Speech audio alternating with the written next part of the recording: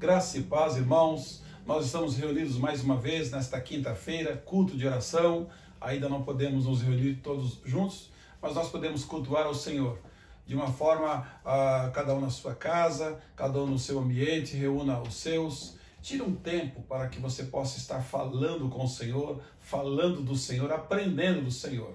Eu quero desejar a vocês uma excelente noite. Eu quero agradecer a Deus pelos livramentos que Ele tem nos dado. E se você está hoje bem, se você já se alimentou, se você já fez as suas tarefas, agradeça a Deus porque você é um bem-aventurado. Amém? Quero meditar com a igreja para que nós possamos nessa noite sentir aquilo que Deus tem feito nas nossas vidas ao longo da história.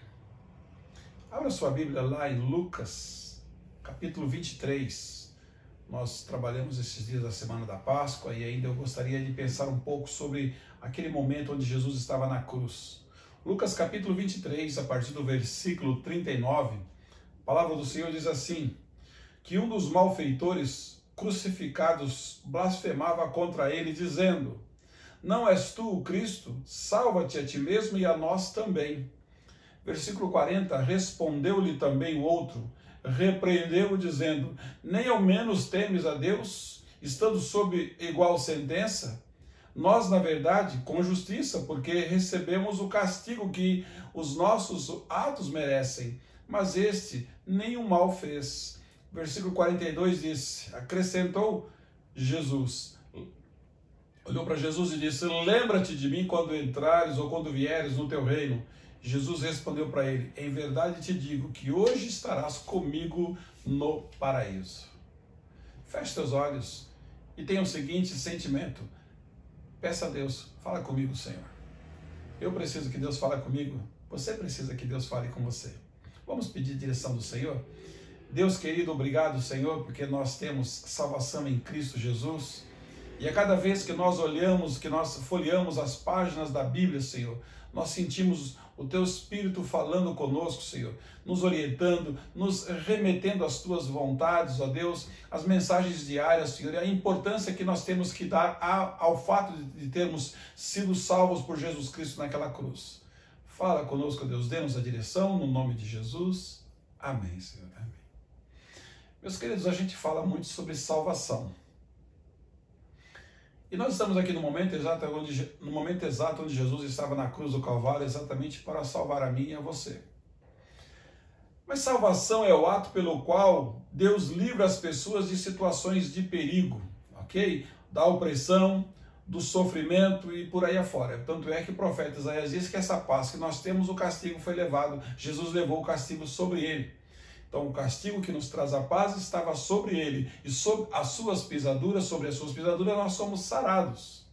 Também é o ato, um processo pelo qual Deus livra a pessoa da culpa e do poder do pecado e a introduz agora numa nova vida cheia de bênção espiritual por meio de Cristo Jesus. Então você só tem acesso aos céus por causa de Jesus. O meio é Ele. Okay? Então você precisa ter fé naquilo que Jesus fala. Você precisa crer no que Jesus fez e ser grato a Ele, porque tudo que nós recebemos do Senhor é pela graça. Meus queridos, eu estava meditando nesse dia, quantas pessoas estão enganadas quanto à sua eternidade? Quantas e quantas pessoas estão enganadas, biblicamente falando, enganadas em relação à sua eternidade? Aquele homem ouviu do Senhor Jesus falando palavras eternas, promessas eternas. Pessoas que agarram-se em suas crenças, confiam nos seus amuletos, enganam-se com a fé em poderes que não existem. Meus irmãos, o próprio Senhor Jesus Cristo diz, todo o poder me foi dado nos céus e na terra. Todo o poder está nas mãos de Jesus Cristo, só Ele tem poder para te salvar. Diferente de um dos ladrões ali crucificados ao lado do Senhor Jesus Cristo, aquele malfeitor, a Bíblia diz que enquanto um deles escarnecia, zombando e desafiando o poder do Senhor Jesus, ó, desce, salva-te a ti mesmo, desce daí. Ele não via Jesus na qualidade de Deus, Filho, Salvador. Ele começou a zombar de Jesus. deboche. Nesse exato momento, o outro olhou para Jesus e, convicto que estava crucificado ao seu lado, e ele tinha certeza que aquele homem que estava crucificado ao seu lado era um Deus poderoso, então ele faz uma súplica. Ele olhou para Jesus e disse: Senhor. Olha só, ele já queria atender, já entendeu Jesus na qualidade de Senhor. E Jesus, ele é mesmo Senhor e Salvador. E ele ouviu da boca do Senhor Jesus dizendo: você me chamou de Senhor, ok, mas agora eu sou também o seu Salvador. É o que nós precisamos. Então ele disse: Senhor, lembra-te de mim quando entrares no teu reino ou no paraíso. Meus irmãos, para quem está na cruz sabendo que vai morrer daqui a pouquinho, o grande desejo é ir para o paraíso, é ir para os céus. E a Bíblia diz que para nós irmos para os céus, nós precisamos de Jesus. Não há outro meio de ir para o céu se não for pelo caminho da cruz, se não for por causa de Jesus Cristo. Poucas palavras, meus queridos irmãos, poucas palavras. Aquele criminoso nem pode levantar a sua mão, ele não teve a oportunidade de levantar a sua mão, ou de ouvir um apelo, ou de repetir ali com uma oração de entrega a sua vida. Não, naquele momento ele foi exclusivo, ele e Deus. Ele tinha poucos minutos ou segundos de vida, então ele tinha que definir a sua vida. Então foi a decisão assertiva que aquele homem tomou. Nem sempre nós tomamos decisões assertivas. Decisões assertivas, meus queridos, é quando a gente está ouvindo o Senhor falar conosco. E às vezes a nossa vontade não é a mesma da dele, e a gente tem: olha, Senhor, eu quero que a tua vontade seja feita. Acertou. Porque a dele é boa, perfeita e agradável. A minha não. A minha eu só estou enxergando no momento. A minha é o que eu quero. Deus não. Ele sabe o que você precisa para ser feliz. Então aquele homem tomou, meus queridos, uma decisão assertiva naquele momento, sem ter oportunidade de fazer uma oração. Sabe? Mas ele verbalizou para que todos pudessem ouvir ele, compreender o Senhor. Senhor, lembra-te de mim. Significa que ele tinha compreendido. Olha, esse que está aqui ao seu lado, nós sim, nós merecemos estar na cruz. Esse que está no meio aqui entre nós, ele não merecia. Ele não tem culpa nenhuma de estar aqui. Mas ele estava aqui por causa dos nossos pecados. Ah, meus irmãos, que mensagem linda. Aquelas poucas palavras que entregaram de entrega na sua vida. Mas o nosso Deus conhece cada coração daquele homem e conhece o nosso coração hoje também. Aquele homem sabia o motivo pelo qual Jesus estava ali pendurado. E é essa mensagem que tem que ser pregada até os dias de hoje. Salvar a todos os que crescem nele, inclusive aquele criminoso. O que eu aprendo com isso? Não importa o que você cometeu na sua vida, meu querido e minha querida. O Senhor quer salvar a sua vida. Enquanto há vida. Aquele homem tomou a decisão enquanto há vida. Então, meus irmãos, não importa que tipo de vida você tenha vivido até aqui, o Senhor quer salvar a todos aqueles que creem, que acreditam no seu poder de salvar, porque Jesus é o Cordeiro de Deus que tira o pecado do mundo. Ele é aquele que veio unir novamente o homem a Deus. Ele passou a ser a ponte de ligação, ou seja, ele é aquele, queridos, que é maravilhoso, é Deus forte, é Pai eterno, é Príncipe da paz. Ele tem tudo o que você precisa para ser feliz e bem-sucedido. Interessante que a resposta de Jesus foi extremamente curta, mas completa e confortante. Hoje estarás comigo no paraíso. Ele suplicou, ele clamou, ele entregou. Jesus recebeu aquela vida daquele homem. No exato momento, Jesus purificou ele de todo o pecado. Jesus deu perdão para aquele homem, meus queridos. Eu não sei como será no céu. Eu não sei, não tenho uma noção, uma visão real de como será lá no céu. Mas a Bíblia nos revela de maneira limitada. Então, os detalhes descritos na palavra de Deus já é o suficiente para que eu possa entender que lá é um lugar infinitamente melhor, porque o apóstolo Paulo diz isso. Ok? E a palavra de Deus nos leva a imaginar ali, passeando por ruas maravilhosas, e céu só é céu porque Deus está lá e está na presença de Deus. Ah, meus queridos, é tudo que nós precisamos, e nós precisamos ter essa noção de ir para os céus. Essa semana eu perdi um amigo muito importante, que eu amava muito ele. Mas a esposa dele disse assim, ele morreu e foi para a glória. Morreu com Cristo. E nós falávamos muito sobre as bênçãos de Deus, a gente só falava do que Deus tinha feito na nossa vida. E a gente gastou muito tempo da nossa vida falando sobre as coisas de Deus. E aquela esposa pôde dizer assim, olha, Deus deu, Deus tirou, louvado seja o nome do Senhor. E eu fiquei imaginando a convicção de que aquele homem tinha de que ia para os céus, e todos perceberam. Aquele homem que estava zombando de Jesus, pôde ver aquele outro sendo salvo. Meus queridos, será que a gente não tem preocupação de como é que está a minha vida? Eu estou salvo no Senhor Jesus Cristo, eu sou um homem, eu sou uma mulher salva no Senhor Jesus? Eu não sei, meus irmãos, o que tem passado na sua mente, mas eu sei que esse texto é muito rico para nós meditarmos nele nessa noite. Eu sei que teremos grandes regozijo quando nós chegarmos no céu e ver Jesus, ok? Isso não acontecerá porque nós somos bons de maneira nenhuma. Mas vai acontecer porque o mesmo sangue derramado na cruz do Calvário por aquele criminoso que aceitou Jesus Cristo foi também derramado por mim e por você. Meus irmãos, Jesus está para vir buscar a tua igreja. Ele ainda não veio porque ele está dando chances, oportunidades de que nós pregamos esse evangelho de salvação. Nós somos sim pecadores, nós precisamos de que o Senhor perdoe os nossos pecados. Nós precisamos que o sangue de Jesus nos purifique. Nós precisamos viver uma vida em Cristo, meus queridos. Esse fato deu àquele criminoso que nós falamos aqui a certeza de que ele estava com Cristo por toda a eternidade. Foi o que ele ouviu de Jesus Cristo. Eu garanto que hoje mesmo você vai estar comigo. O que o Senhor quis dizer? Você vai estar na minha presença. Ele não disse que você vai estar no paraíso, você vai estar comigo. Jesus veio buscar, meus irmãos, e vai levar na sua companhia.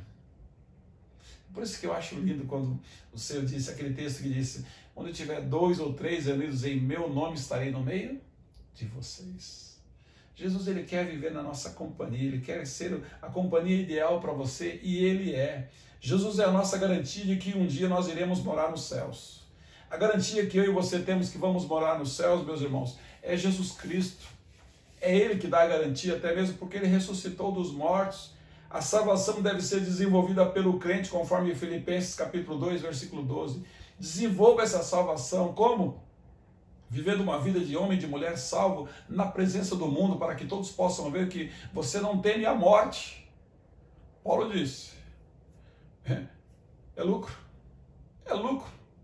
Porque ele está em Cristo, até que seja contemplada, meus irmãos, no final dos tempos, onde nós vamos ver o nosso Redentor. Jesus, ele é Redentor, ele é Salvador e ele nos dá vida eterna. Sabe o que significa vida eterna, meus irmãos? Eternamente na presença do Pai. Não é esse cronograma de Natal, Ano Novo, Páscoa, 365 dias por ano, lutas e corre, e chora e morre alguém, e alguém internado, e alguém tendo alta. Não, nada disso. É um local de gozo que o Senhor preparou para os seus. Ah, meus irmãos, quando eu medito nesse texto, eu vou no versículo 39 até o versículo 43, um texto muito lindo que fala sobre esses 2 malfeitores. Eu posso perceber que aquele ladrão estava prestes a morrer. Sabe, meus irmãos, estava prestes. Mas ele voltou-se a Cristo em busca de perdão e Cristo o aceitou do jeito que ele estava. Então a gente às vezes ouve aquelas pessoas, eu preciso melhorar muito a minha vida para poder viver com Cristo. Eu quero dizer que Jesus aceita você do jeito que quer. Ele só recusa a deixar você da mesma forma. Porque ele veio transformar a nossa vida, ele veio regenerar você, fazer você ser gerado novamente agora no Espírito. Isso demonstra que as nossas obras não nos salvam, mas a nossa fé em Cristo. Ou seja, o processo da salvação que compete a nós é você ter arrependimento e fé.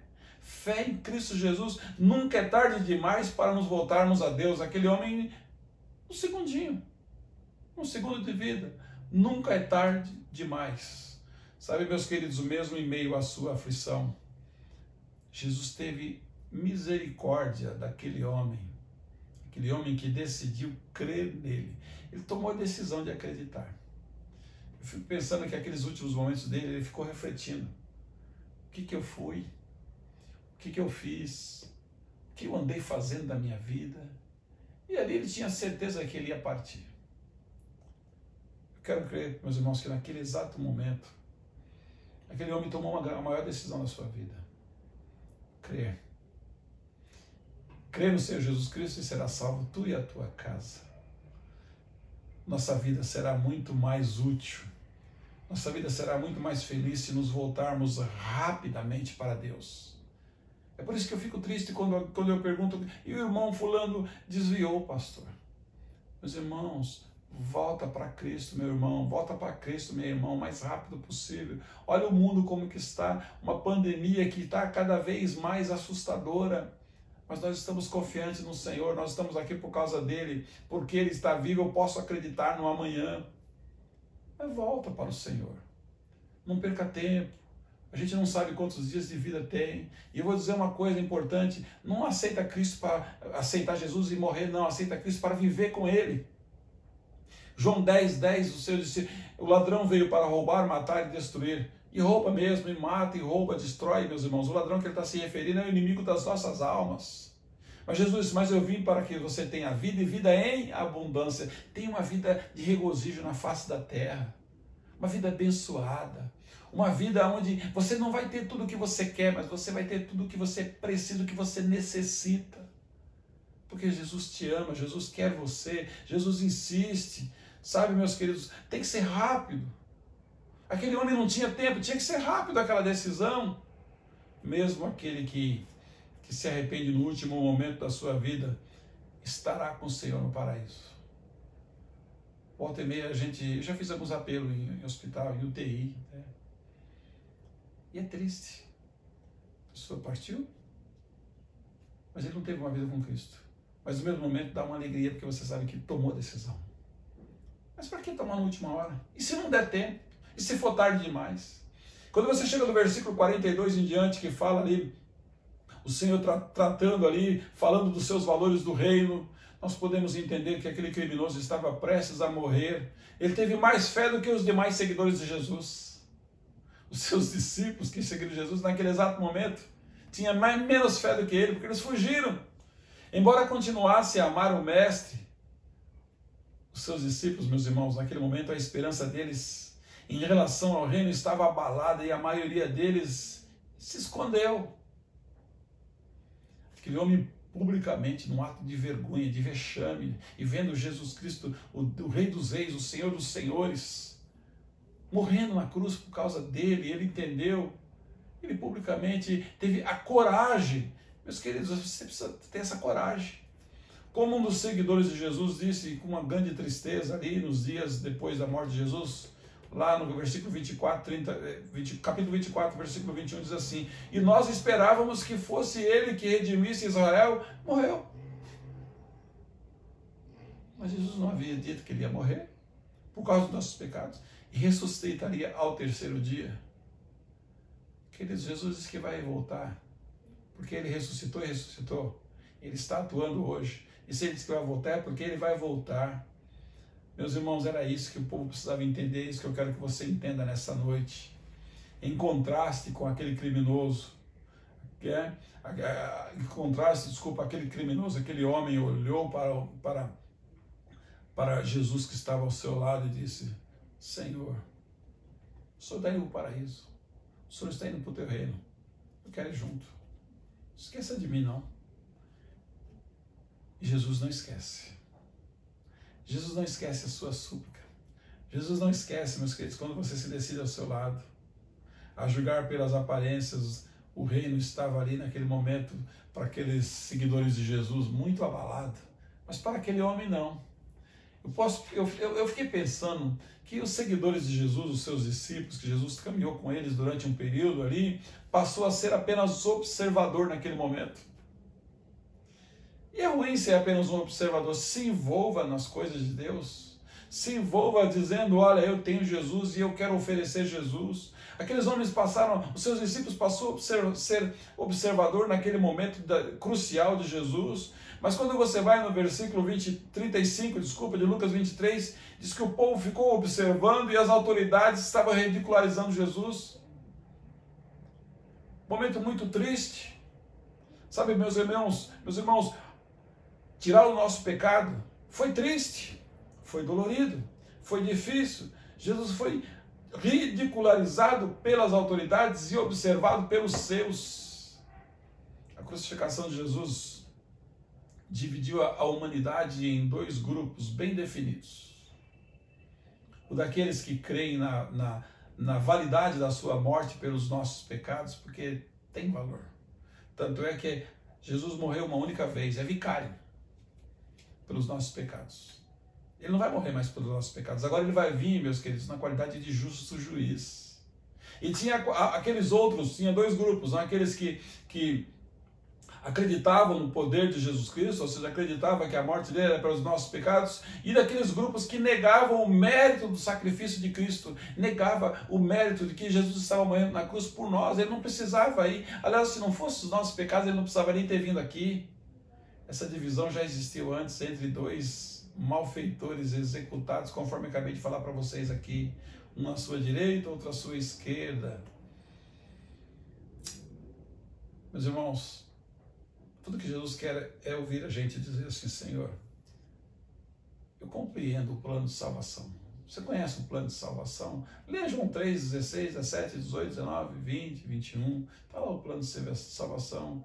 Deus amou o mundo de tal maneira que deu o seu Filho unigênito para que todo aquele que nele crê não pereça, mas tenha a vida eterna. É isso que o Senhor quer para nós. Sabe o que ele diz mais no versículo 17? Porquanto Deus enviou o seu Filho ao mundo, não para que o mundo julgar o mundo, mas para que o mundo fosse salvo por ele. Você está entendendo? Jesus não veio para julgar o mundo, Jesus veio para salvar. Versículo 18 de João capítulo 3, quem nele crê não é julgado, e o que não crê já está julgado, portanto não crê no nome do unigênito Filho de Deus, e o julgamento é esse, que a luz veio ao mundo, Jesus veio ao mundo, e os homens amaram mais as trevas do que as luzes, porque as suas obras eram más. Jesus ali, morrendo pelos nossos pecados, e pouco reconhecido. Eu quero dizer que Deus te ama e tem um plano maravilhoso para a sua vida. Eu quero dizer que todos são pecadores e estão separados de Deus. Romanos capítulo 3, 23 diz assim: pois todos pecaram e estão destituídos da graça, da glória de Deus. Mas Romanos 6, 23 diz: porque o salário do pecado é a morte, mas o dom gratuito de Deus é a vida eterna em Cristo Jesus. Você conhece o plano de salvação, meus irmãos? Aqui Jesus Cristo, ele é a única provisão de Deus para o pecado. A única provisão de Deus para o pecado é Jesus Cristo. Romanos capítulo 5, versículo 8 diz que Deus demonstra o seu amor por nós. Cristo morreu em nosso favor quando nós ainda éramos pecadores, um pecador não arrependido. O plano de salvação diz que Jesus Cristo é o único caminho até Deus. O único. Jesus falou em João 14, 6, uma resposta que Jesus disse assim: eu sou o caminho, a verdade e a vida, e ninguém vem ao Pai senão por mim. Mas eu quero dizer que você precisa receber Jesus como o seu único Salvador. Você necessita receber Jesus como o seu único e suficiente Salvador. Não seja como um observador naquele momento da crucificação de Cristo. Aprenderam de Jesus, ouviram de Jesus, viram Jesus fazer tantas maravilhas, e é gostoso, é bonito a gente ouvir Jesus fazer, ver e ouvir Jesus fazer maravilhas, mas participar delas. Meus queridos, a qualquer momento nós vamos precisar de um milagre. E o maior milagre na nossa vida é o arrependimento. É aceitar Jesus como o Salvador da nossa vida.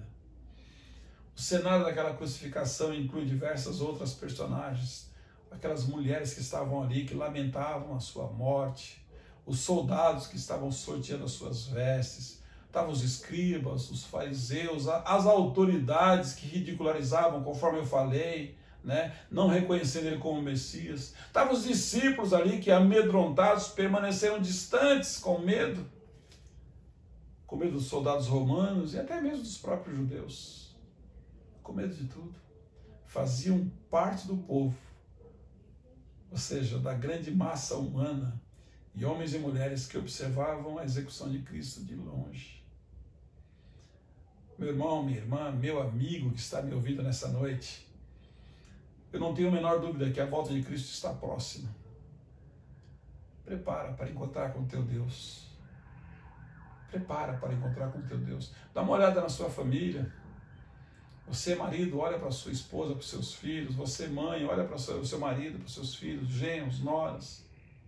Qual a importância que você tem dado à salvação proporcionada por Jesus lá na cruz do Calvário? Será que você está como aquele zombando? Eu acho interessante que às vezes a gente ouve algumas orações dizendo: Senhor, se tu é Deus, se tu é Deus, é Deus. Aquele homem disse: Senhor, lembra de mim. Olha que clamor bonito. Palavras curtas e humildes, meus irmãos. Em todos os tempos e em todas as gerações, essa mesma história vai se repetir. Cada vez que Jesus Cristo é anunciado como Redentor, existem os que aceitam e os que recebem, e tem aqueles que rejeitam. Assim também, meus irmãos, um número grande daqueles que só observam de longe. Não seja só um observador, seja um participante. Não tomam qualquer decisão, mas reconhecem, sim, Cristo como um homem de virtudes, mas não como o seu Senhor.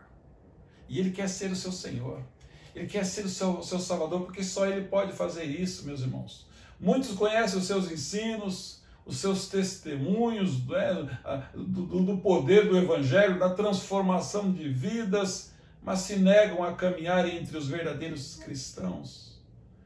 Apenas conhecer é pouco. Eu preciso não só conhecer, eu preciso caminhar. A situação do observador, frequentemente, ele é um passo inicial para, quem sabe no futuro, ser alguém que vai chegar ao lado de Jesus Cristo. Dentre os observadores, Pedro, depois que Jesus foi assunto ao céu, se tornou um grande pregador. Saia da qualidade de observador para a qualidade agora de seguidor, anunciador de pequenos cristos, de cooperador. Sabe, aquele homem pregou uma mensagem na cruz. Lembra de mim? Confessando publicamente. Mensagem curta para que todos pudessem compreender que aquele que estava ao seu lado era o único. Ele não tinha outra saída. Deus quer que nós sejamos regenerados, recebamos em Cristo um novo nascimento. Deixe de ser apenas um observador para ser aquele que vai estar lado a lado com Cristo. Sabe, meus irmãos, quero encerrar essa mensagem pensando uma coisa muito importante com vocês. O que é aquela cruz que Jesus estava nela? É um lugar de humilhação voluntária. Jesus, ele se deixou. Lá em Filipenses 2,8 diz que ele se deu por mim e por você. Ele se deu. Jesus Cristo tinha todo o poder de não ir para a cruz se ele quisesse. Mas ele se deu, meus irmãos, porque ele veio com essa finalidade. Ele veio, aquele menino que nasceu numa manjedoura, ele veio com uma finalidade, morrer por mim e por você. Aquela cruz é um lugar de intercessão. Lembra? Lógico. Jesus naquele momento, Pai, estou levando mais um aqui.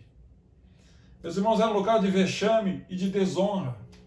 Vexame porque era público, todos estavam olhando. Você já imaginou ser crucificado por causa dos pecados?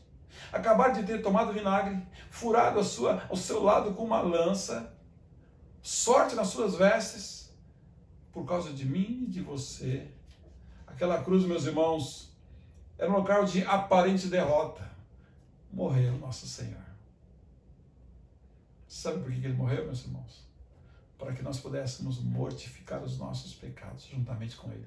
Ele ressuscitou para que nós pudéssemos estar hoje ressuscitado com Cristo, buscando as coisas lá do alto, onde Cristo está sentado à direita de Deus. Aquela cruz é um local de obediência plena. Jesus foi obediente até a morte e morte de cruz. Aquela cruz, ela representa o maior amor, mas também representa a promessa. Ele prometeu vir e veio e morreu por nós. Aquela cruz representa a expiação dos nossos pecados. E por último, da graça de todos. Representa a graça para todos. Para mim, para você. Graça, favor e merecido. Então, meus irmãos, aquela inscrição na cruz tem 3 idiomas. Quando você chega aqui, meus irmãos, no texto, no mesmo capítulo, versículo 38, diz assim: também sobre ele estava uma epígrafe em letras gregas, romanas e hebraico, em 3 idiomas. Este é o Rei dos Judeus. Sabe por que estava em 3 idiomas, meus irmãos? Anunciando que Jesus Cristo tem salvação para todos. Todas as raças, todas as línguas, para todos os homens e para todas as mulheres na face da terra. Eu quero dizer para você, aceita Jesus como seu Senhor e Salvador. Aceita Jesus. Meus irmãos, essa mensagem de salvação ela não pode deixar de ser pregada. Essa mensagem de salvação tem que ser anunciada. Eu quero orar por você, eu não sei qual é o seu cenário. Gostaria que você aceitasse Jesus Cristo para viver com Ele e partir com Ele, não apenas no leito, no último momento, como aquele homem. Aquele homem encontrou Jesus e ele reconheceu. Reconheça Jesus hoje. Vamos orar, eu quero orar pela sua vida. Repita a minha oração. Se você quer deixar Jesus entrar na sua vida hoje como Senhor e Salvador, eu quero dizer para você, Ele te aceita. Do jeito que você está, Ele te aceita. Deus querido, Pai Celeste, Deus dos deuses, Senhor dos senhores, obrigado, Senhor, porque o Senhor se fez carne e habitou entre nós. Obrigado, Deus, porque o Senhor enviou o seu Filho unigênito para que nós pudéssemos hoje ter vida eterna através dele. Ó Deus queridos, nós queremos sair do grupo dos observadores, mas nós queremos ser agora, Deus, do grupo dos participantes, daqueles, ó Deus, que têm um novo cântico nos lábios. Ó Deus, recebe esta vida que está dizendo, Senhor, eu quero Jesus. Ó Deus, também toca naqueles corações daqueles que estão esfriando na fé, aqueles que estão afastando, aqueles que estão desviando, Senhor, do teu caminho. Traga-os de volta, Deus, assim como aquele filho pródigo, traga-os de volta, Deus, para que eles possam experimentar o melhor que o Senhor tem para eles nessa terra, Senhor. Ó Deus, bota fim nesta enfermidade, ó Deus, nesta pandemia que está dizimando tantas vidas. Ó Deus, visita aquela minha irmã, Deus, que perdeu seu marido, um casamento de 46 anos. Toma eles nas tuas mãos, toma ela nas suas mãos, ó Deus. E nós sabemos, ó Pai, que morrer com o Senhor é infinitamente melhor, ó Deus, porque o Senhor tem prazer na morte dos seus santos. Mas nós queremos, enquanto vida estivermos, que Jesus caminhe ao nosso lado. Meu Deus, é o desejo do nosso coração, salvação disponível para nós hoje. E nós queremos receber, ó Deus, receba, ó Deus, esta família, esta casa, esta pessoa, Deus, que está desesperada. Coloca, ó Deus, no centro da tua vontade. É o que nós te pedimos no nome de Jesus. Amém, Senhor Deus, amém. Que Deus, em Cristo Jesus, abençoe a sua vida e que a paz do Senhor Jesus Cristo acompanhe você e o seu lar.